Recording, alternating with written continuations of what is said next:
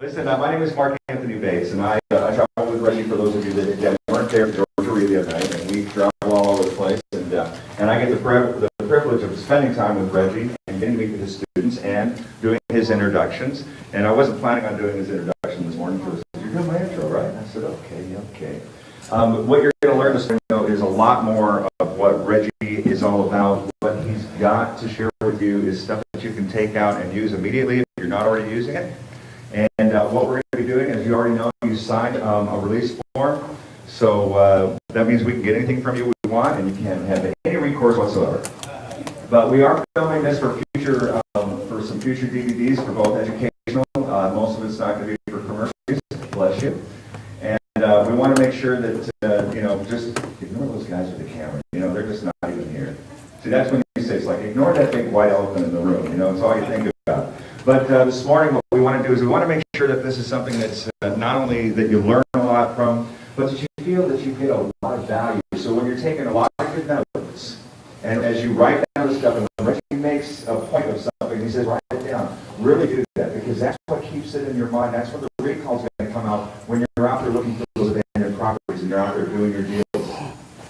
So if there's questions that come up, Reggie is going to go ahead and repeat the question, primarily so everybody else can hear, and also so the cameras pick it up. And if Reggie, needs you to go ahead and stop for a second, because he's going to be addressing so much information today, he'll just tell you that that's going to be covered in it. So don't take offense to that. That's just what he's going to do to make sure that we can get as much information out to you as possible. Does that make sense? Everybody agree to that? Say aye. Aye. All right. Any nays? Yeah, you know better. Okay, so anyway, Good morning. Reggie, are you ready to come up? Yes, sir. Awesome. So we're going to get started, because other people that are running behind, they're going to miss out on the whole show, and you're going to say you missed the best thing ever. Reggie Brooks, would you please come up here? Would you please give a round of applause to Reggie so he gets that energy coming in over there. She's awesome.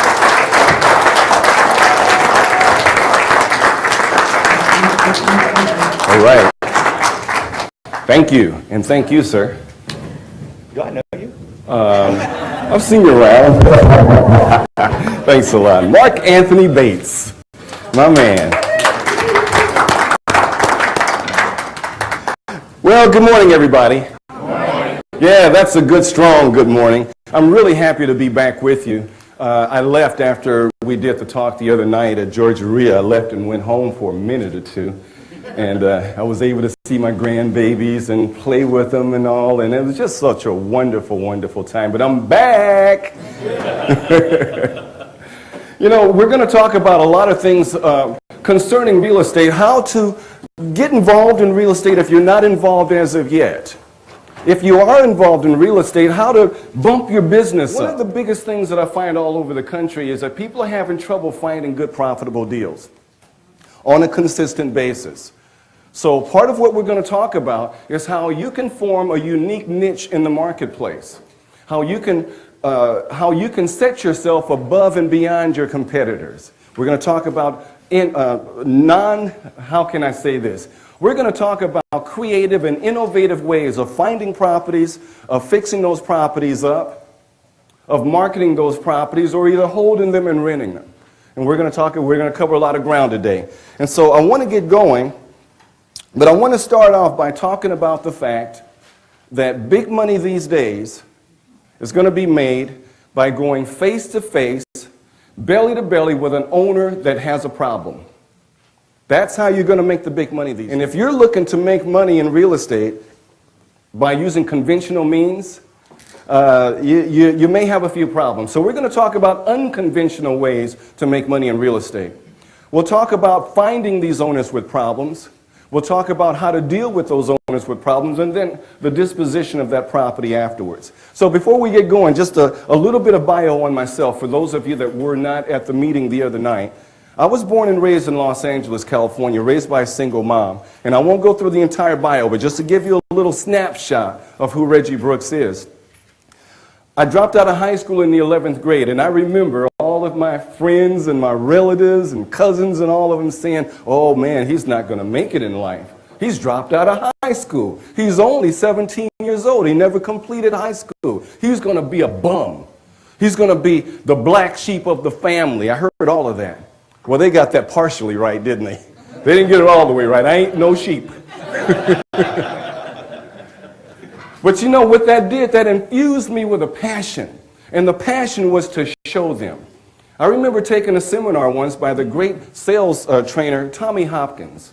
And Tommy Hopkins shared a lot of stuff that weekend in Las Vegas. One of those things I'll never, ever forget is that we have to develop a passion for the path that we want to take, for the goals that we want to reach. We have to develop a passion. My passion was developed when they told me that I couldn't do it.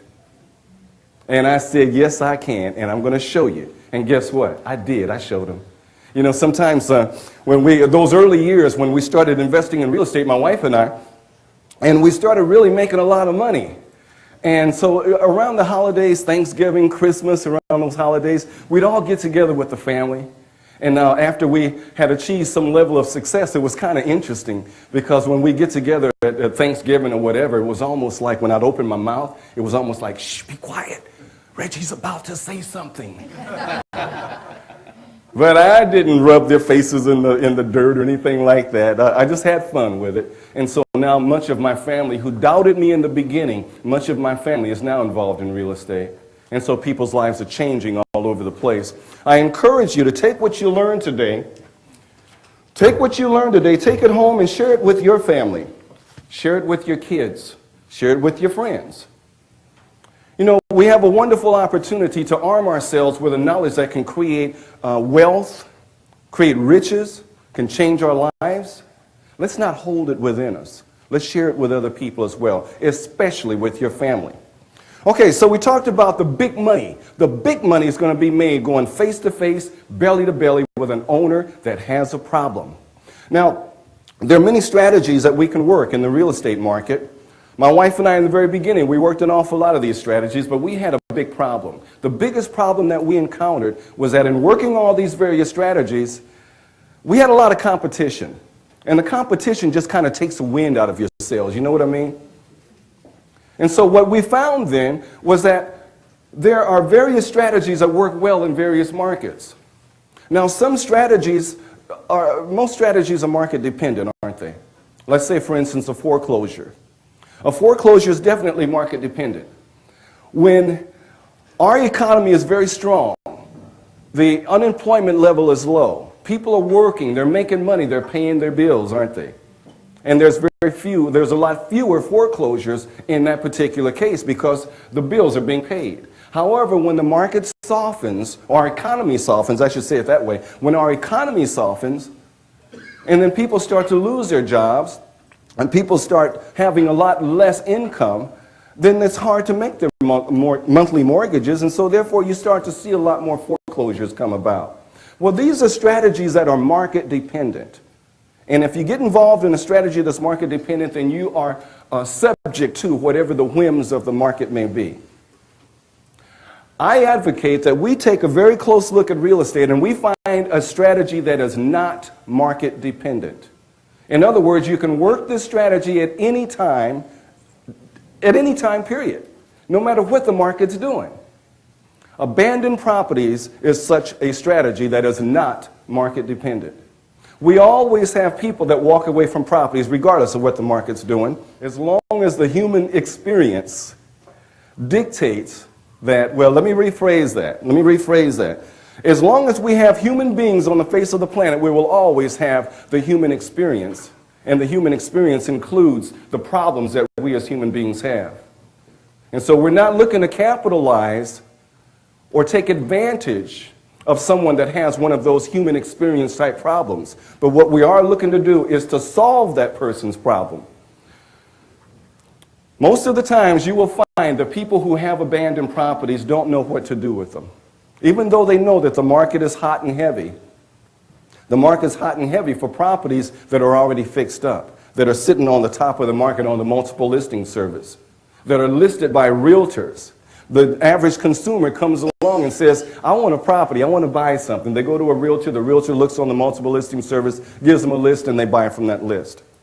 With an abandoned property, they're usually not listed on the multiple listing service. They're sitting out there in the community causing a problem for their owners, regardless of what the market's doing.